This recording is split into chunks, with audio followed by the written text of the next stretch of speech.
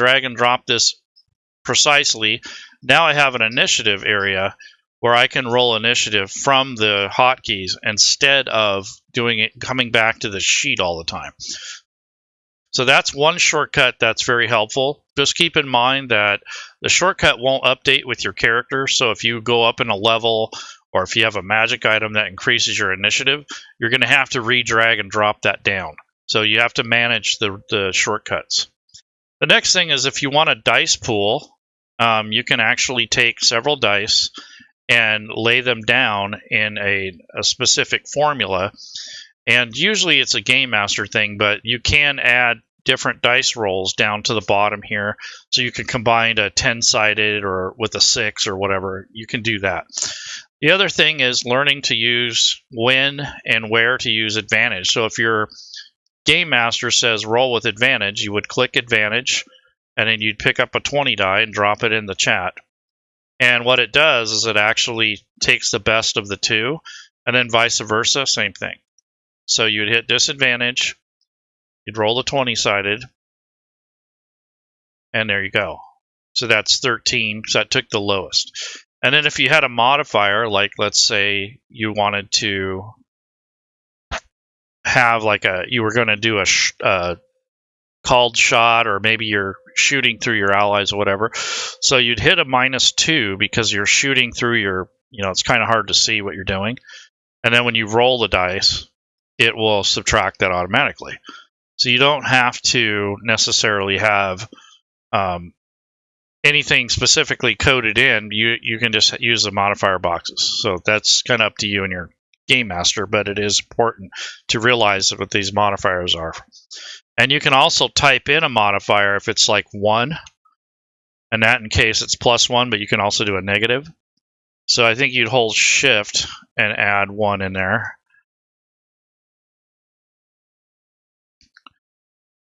So you can put a -1.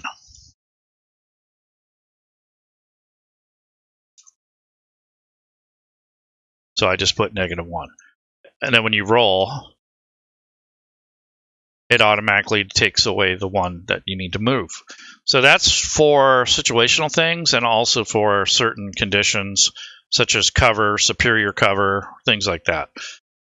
So the next thing is you can roll your ability checks off of your character sheet. So you just double click. Let's say that's a strength check. You're supposed to beat a certain number. Now, if it's a perception check, you can also use your skills. But I just want to let you know that you can use your abilities or your saves on the sheet. And if you look at your armor class, you open up this panel. This shows you where your armor class is coming from. So this person has a +1 dex. They have leather armor, and they get their full dexterity bonus. So they don't have anything bothering their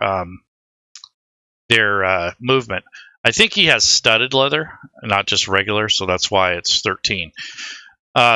When you normally have effects or anything applied there, it doesn't normally change your armor class. It just changes the math. So if you add something like a magic coding or something to your character, normally it does it mathematically. It doesn't change the character sheet. Your speed is just calculated for when you build your character, in which that relates to your movement. So if your speed is 30, you can only move roughly about 6 squares. Generally, you don't want to move through walls or obstacles unless you have a special ability. And with the way that Fantasy Grounds is shaping up, you can't move through walls anyways. But when you plot a path, you got to plot it around obstacles and doors. And you can move through your allies, but you lose 10 feet for rough terrain. And you cannot move through a enemy. That's part of the rules. So, okay, so that's basically the front sheet. So I just took the initiative and made a shortcut. Another thing you can do is, let's say the combat tracker, you keep forgetting to click next actor. You can actually drag and drop that. So when it's my turn, I can click on this next actor, and it will advance the combat tracker. So as the game master, I'm going to go to menu, and I'm going to roll initiative for the whole party. So I'm going to hit initiative, and then I'm going to click on roll PC initiatives. And this is the way it kind of shook down. So it looks like Damien is first, then a bunch of demons, then his allies, and then a couple of the other demons. So that's just the way that this combat tracker works. It keeps track of the rolls here, and then it also keeps track of a lot of other things. So when you when it records your initiative, it's where it gets recorded. It's in the initiative box. So now you're faced with a combat situation. Now what you want to do is go to your skills. And any of these skills that you think that you might use a lot, like perception is one of the common ones. So you could drag the dice and actually drop it down to your character shortcut list here. I wouldn't recommend doing all of them, just the ones that you think you're going to use a lot. You won't know that right away, but eventually you'll notice that perception and perhaps maybe one of your other skills like athletics might be one. So that's basically how you shortcut these. Is you grab the little dice over here on the right hand side. I have an athletics skill for this character, and I have his perception. I'm not going to make the shortcuts for the other characters because it's going to get too complex. So this photo here is kind of the group here, the party. You can see there's some wind or some kind of mist going by them, but this is the party members that are in the group, Hell's Heroes. So basically they're getting ready to square off with these Lemirs. So once you have your skills shortcutted, you could go to your abilities, and if you forget how these work, you can always click on this, and let's say your fighting styles, you're not sure about those, so you could drag and drop this down to the hotkeys. And that's true of spells or anything. So that's that's just something that you'll have to get used to, and you'll have to assume that it's something you're going to have to read and get used to. So you have your inventory. You just want to make sure that your items are equipped or carried, and you can organize them. I didn't do that on these characters for the sake of time. But he has 3 throwing daggers, studded leather, and a morning star. That's his weapon. And because of that, he took the fighting style, which is dueling. When you wield a melee weapon in one hand and no other weapons, you gain a +2 to damage. So he has that effect on him already. So whenever he hits with that weapon, he gets +2 melee damage. So if he throws his dagger, he's not going to get a bonus for that. But if he clubs somebody with his morning star, that'll definitely do it. So the next thing I'm going to do is take a look at, let's see, I'm going to take a look at the way that you would use your character sheet in a combat situation. So we looked at inventory, we looked at the skills, which you might have to use occasionally. You have your front sheet where we bookmark the initiative, and we bookmark the next actor or end turn or turn complete. The next thing is you can also, I talked about you can roll saving throws or ability checks on this front page. And then you have your notes page, which is just role-playing information. So I do need to put his alignment there.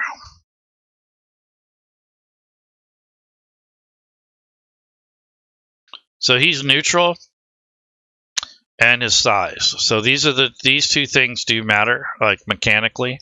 So size determines the token ratio on the grid and how many squares these guys take up.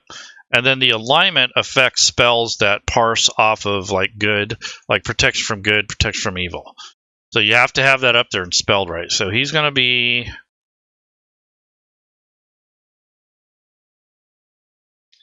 lawful neutral.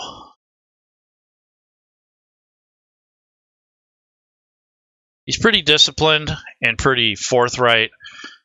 He's not evil, but he's not good.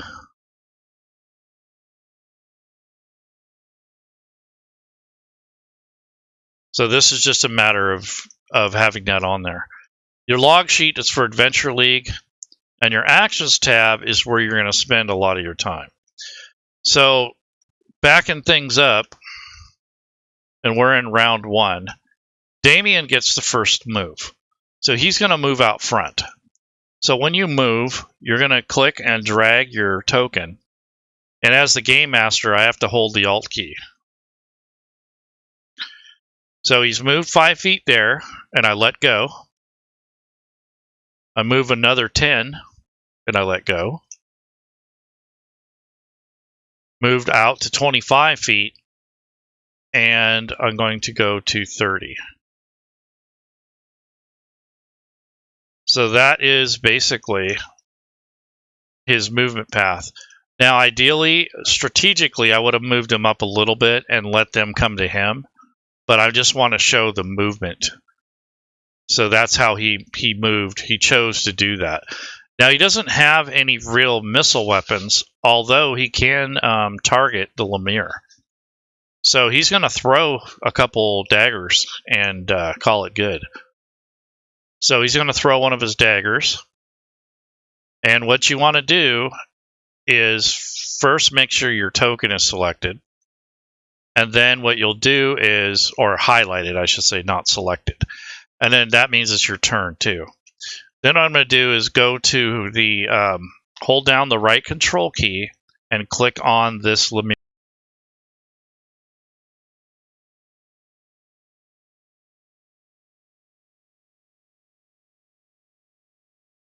Here is take this and just double click on the +7, or I can drag and drop on top of the Lemire, or I can drag it over here in the combat tracker. So I'll do that first. So it's already targeted, so you don't really need to do anything, honestly, but double click once it's targeted. So I'll go ahead and do that. So I'm going to double click on this creature, or on the dice, since he's already targeted. He rolled very well. He rolled a 19, plus he had a +7. So that thing just probably sticks right in this guy's forehead. And I'm going to go ahead and double click on the damage roll. And he rolled a 1 +5 for his dexterity bonus. So he threw that thing and just impaled the guy in the head with it. And he's basically, he's basically ready to take this guy on. And he does have a bonus action, which is Second Wind, and he has Action Surge. I think I'm going to use the Action Surge later, and I'll use the Second Wind in Desperation. So I guess that's the end of his turn. So when you end your turn, you're going to click on the next actor, or in this case for you as a player, turn complete. And that should do it. So he took an attack, he damaged the Lemire creature, and then he's going to pass his turn because he doesn't really have anything else he wants to do, because he's already taken an action, he's already done his movement, and he has bonus actions, but he's not going to do it right now. So I'm going to go ahead and pass his turn. Okay, so the next Lemire that comes up is down here, and Fantasy Grounds will highlight that character. So I'm just going to move them as the Game Master. He's going to move in to engage.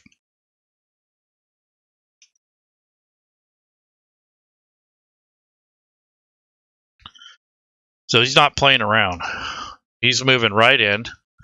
And he has Hellish Rejuvenation, which is if he dies, he goes back to the 9 hells for 1d10 days, unless he's killed by a good aligned character with a Bless cast on him. In this case, I don't think that's going to happen. He has 1 fist attack, and he has Devil's Sight, so he can see no matter what, so darkness doesn't impede him.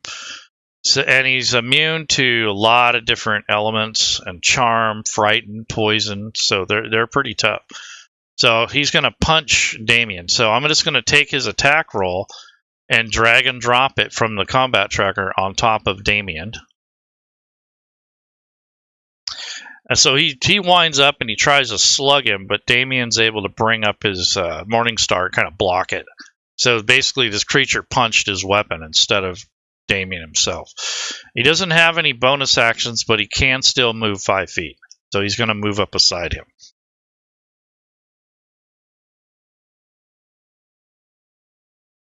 And basically, that's his turn. So the next Lemire is going to move.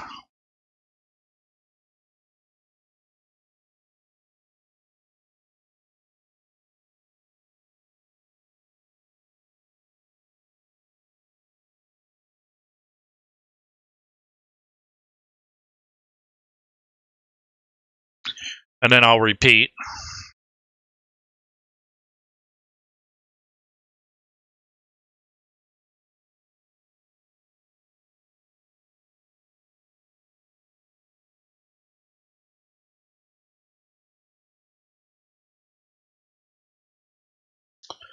So he's going, he's like heading over to the other party members. Okay, so here is a spellcaster. This is Fatali Flame Tamer. She is a warlock, 4th level. She's a tiefling of Zariel. She's pretty well set up for a warlock. I have her spells here, and I have some things that set up that are for her attacks and that sort of thing. So she has something called a Hellish Rebuke. So if she gets struck, she can basically backhand him. And then she has Witch Bolt, which is pretty powerful. And it just so happens that she has lightning. So these creatures are not immune to lightning. So this is a level 1 spell. So if she was going to use it, she would, target the individual, force the saving throw, and then apply damage if applicable. In this case, though, I'm going to have her do her Agonizing Blast. So her Agonizing Blast is 1d10 plus 4.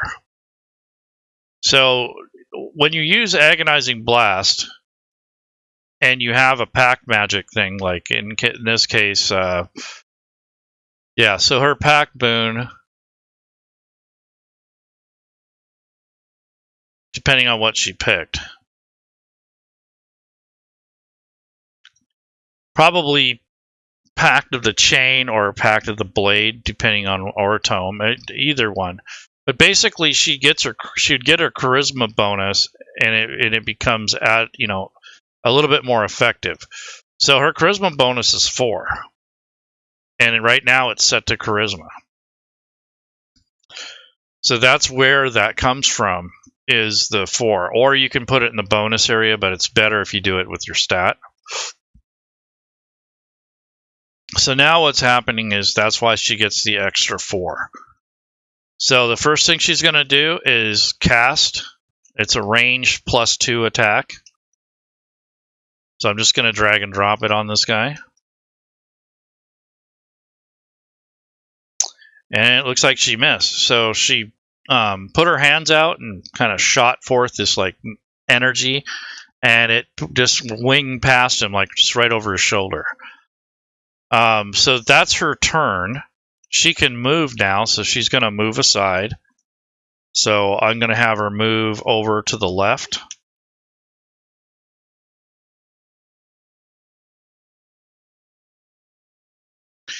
She's going to keep her back to the wall so that she can't be surrounded as easily, as part of her, actions, I guess. She has a Ring of Protection, so she's going to put that on, and that gives her extra saves and extra armor class. And then the next thing is she doesn't really have any bonus actions that she can do right now, but she does have the Searing Smite. So if she wanted to, the next time she hits a creature with a melee weapon, she can use that as one of her bonus damage things. But it does fire damage, so it probably won't do much against that demon. Anyway, so that's enough of her turn. And then I'm going to just cycle through the rest of these. And I'm going to go to Erebus the Deceiver.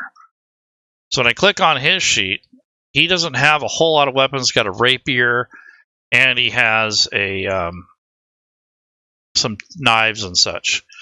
So what I'm going to have him do is, he already has his Jack of all trades on, and he already has his hellish resistance.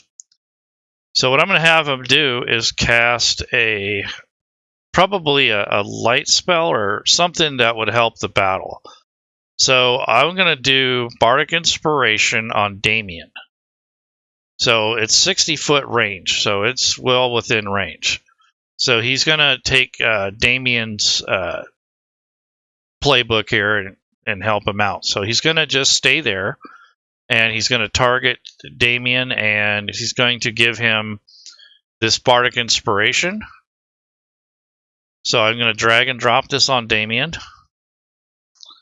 And that just puts the notation that he has that on him. So Bardic Inspiration 1d6 for ability checks, whatever. So that would be something he'd hold on to until he's ready to use it. So now that he's used his Bardic Inspiration, I check one of those off because he's used it. And that's a bonus action, so he could still do a cantrip of some sort. So I'll try Vicious Mockery. I mean, I doubt it's going to do anything, but he's going to say, you scum, low-level demons or whatever, and he's going to do it on this Lemire number 3. So he has to first do a saving throw. The creature failed. So with the Vicious Mockery, it's 1d4 psychic damage. That hurt. And then there is the disadvantage on the attack roll. So I added that to, so if that creature attacks again, it's going to be at disadvantage. So this Damien's turn. Now he's going to basically go back to it. We bring a sheet up, and I think he's going to use his Morning Star this time. And he has his dueling on, but I think he wants to do a maybe. No, he's just going to attack. There's no fancy maneuvers this time. Let's see. So let's see what happens here. So he does have Firebolt, but I don't think that's going to work on this creature. He probably already knows that too. So I'm going to go ahead and swing.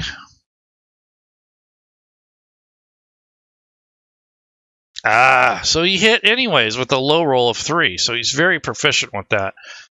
And now he's going to roll the damage, and he'll get the extra +2 because of his fighting style.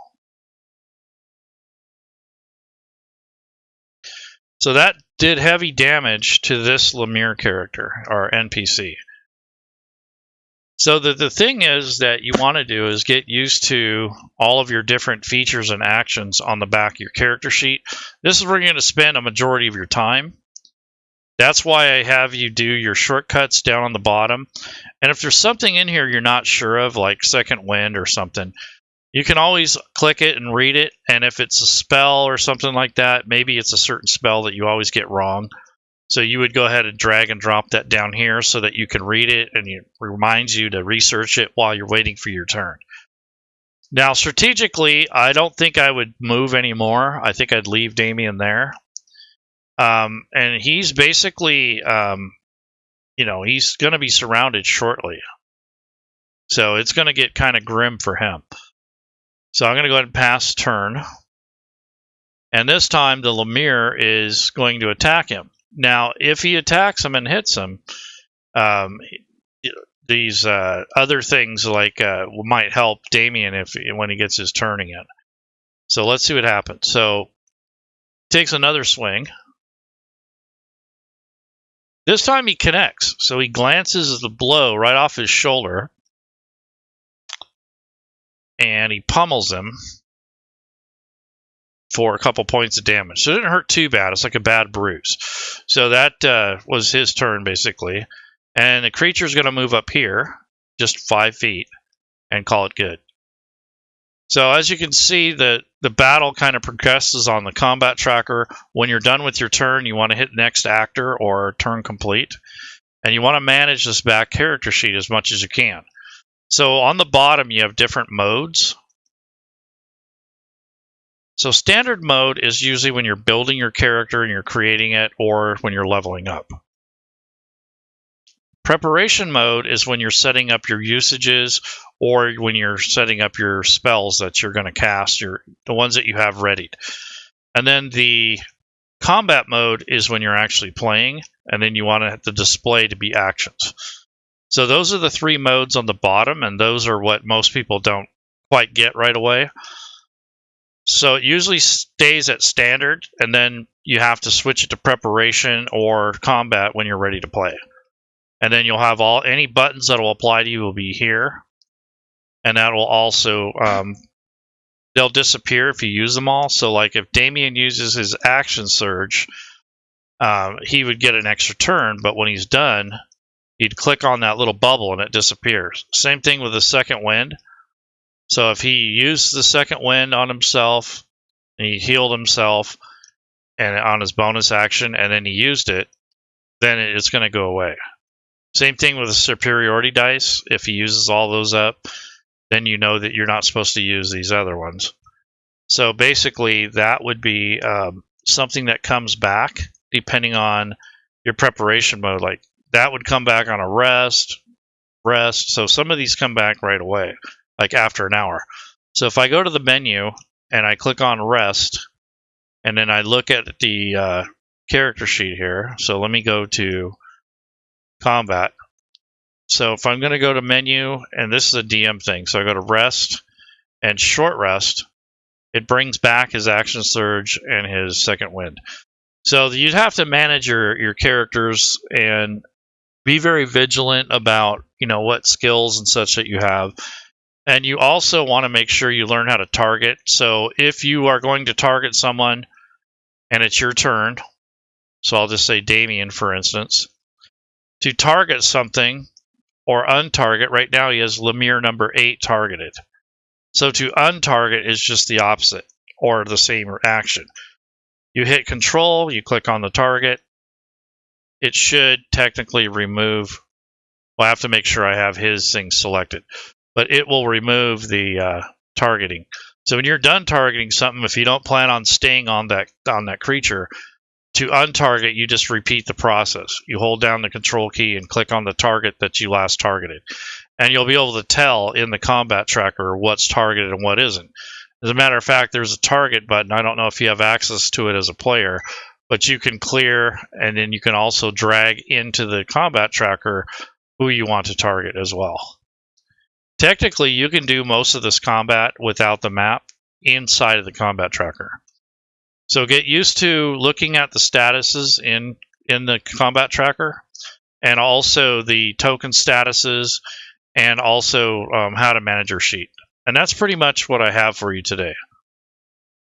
So I don't know if you guys have any questions, or if you guys want to make some comments after the video. It's up to you. But basically, that's how you use your character. You lay it out the way you want. You make some